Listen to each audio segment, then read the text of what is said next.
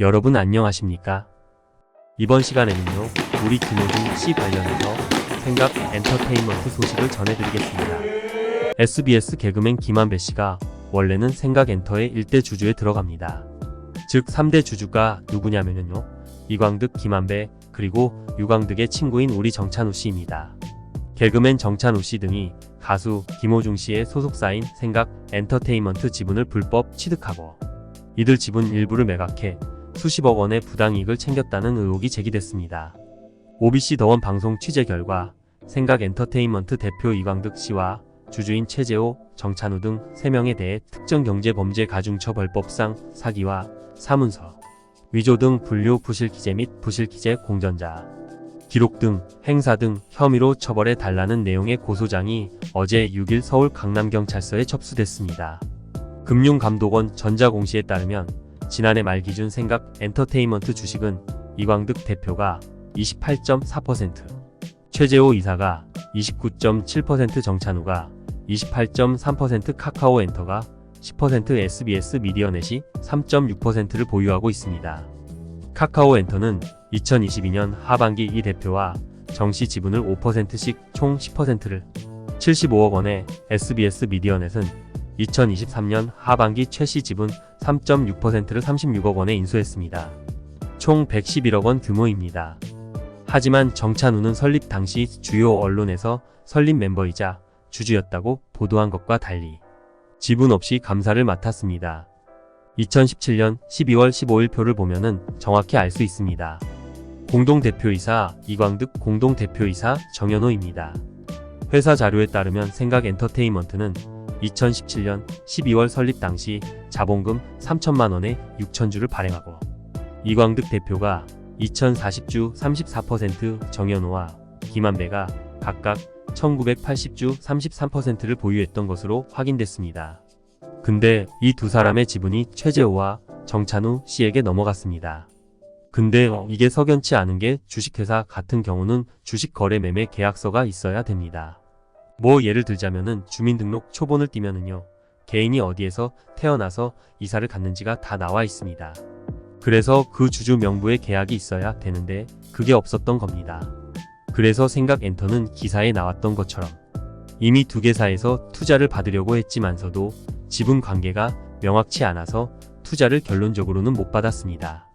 고소장에 따르면 위조된 주주 명부를 바탕으로 같은 해 3월 콘텐츠 기업 S사로부터 거액의 투자 유치를 시도했으나 주식, 양도 계약서 등 근거 서류가 미비에 실패한 것으로 알려졌습니다.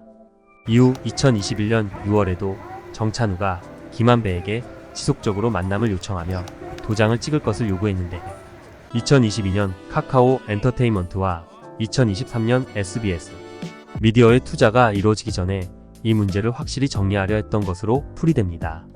정찬우가 모 정치인과 김포의 그린벨트를 개발하면 수천억 원을 벌 수 있다는 등 각종 돈벌이에 대한 이야기를 늘어놓으면서 결국에는 주식 양도 서류에 도장 찍으라는 이야기로 이어졌다며 고소장을 접수하려고 하면 나중에 형이 잘 되면 다 보상해주겠다고 무마를 시도하거나 주변 연예인들을 통해 끈질기게 회유해 결국 고소장 접수는 하지 못했다고 말했습니다. 김한배의 지분과 이광득 친구 지분이 최재호와 정찬우에게 넘어갔다. 가장 중요한 건요, 김한배 씨가 이건을 강남경찰서에 6월 6일 날 고소장을 냈습니다. 근데 중요한 건 통상적으로 고소가 되면은 한 달에서 길게는 2달, 3달을 기다려야 됩니다. 그런데 우리 강남경찰서에서는 이 건을 우리 김호중 씨 음주운전과 연관해서 보는 것 같습니다. 왜냐, 바로 다음날 6월 7일 날 조사가 진행되려고 했는데요. 김한배 씨 측에서 증거 자료를 다 준비할 시간을 달라고 해서 6월 8일을 조사를 마친 겁니다. OBC 더원 방송 취재 결과 생각 엔터테인먼트 대표 이광득 씨와 주주인 최재호, 정찬우 등 3명에 대해 특정경제범죄가중처벌법상 사기와 사문서, 위조 및 동행사, 공전자, 기록 등 불실기재 및 불실기재, 공전자, 기록 등 행사 등 혐의로 처벌해 달라는 내용의 고소장이 어제 6일 서울 강남경찰서에 접수됐습니다. 법 쪽의 관계자에 따르면 현재까지 추산된 수익금이 1인당 30여억 원 정도인 점을 고려했을 때 특경법에 따라 3년 이상의 유기징역과 5억 원 이상 50억 원 미만에 처해질 수 있고 사문서 위조의 경우에는 5년 이하 징역 또는 1,000만 원 이하 벌금형을 받을 수 있습니다. 이번 사건의 첫 고소인 조사는 이례적으로 고소장 접수 이틀 만에 이루어졌다. 더욱이 여기서 가장 중요한 거는 김한배 씨가 이 중요한 자료를 몇몇의 중요한 유튜브로 생각하다가 이모 씨에게 먼저 보냈다고 합니다.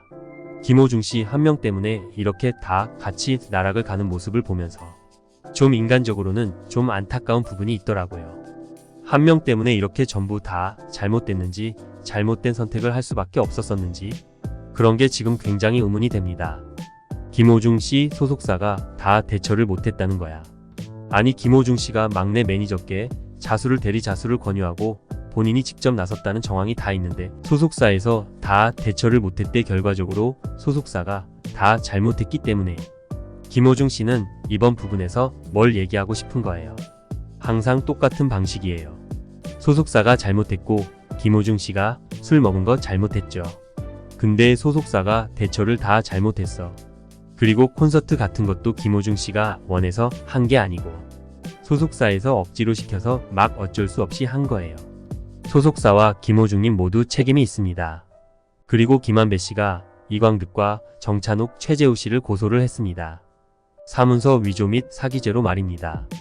중요한 기사가 나가면서 일파만파 커질 겁니다. 지금까지 언론에 나왔던 거는 빙산의 일각이라는 겁니다. 그리고 또 한 가지 중요한 거는요. 김한배 씨 이야기를 들어보면은요. 아마 정찬우 씨가 반격을 못할 정도로 아주 많은 방대한 자료를 갖고 있다고 합니다.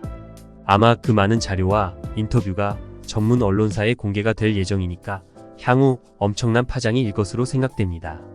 구독과 좋아요 부탁드립니다.